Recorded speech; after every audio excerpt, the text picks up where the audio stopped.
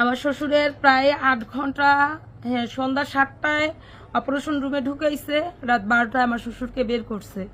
আমার শাশুড়িকে নিয়ে গেছিলাম, আমার শাশুড়ি ভেড়েই ছিল।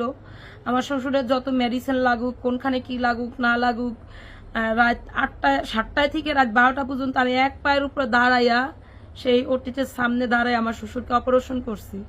আমার শ্বশুরের হাত কাইটা পুরা অপারেশনে মানে 5-7 জন লোক আমার শ্বশুরের হাতের এই সাইডটা মানে পুরা অপারেশন করে খুইলা রাইখা আমাকে দেখাইতে আসছে যে আমার শ্বশুরের হাতের ভিতরে পচন ধইরা গেছে। আমার শ্বশুরের হাতের ভিতরে বাঁশের যে চটি ছিল, সেই কি বলে আপনার ইসে আছে না, ঢাকা পঙ্গু, মামা মোবাইল পড়ে দেবো, ঢাকা পঙ্গু হসপিটালে আমার শ্বশুরকে ওইখানে চিকিৎসা করছে।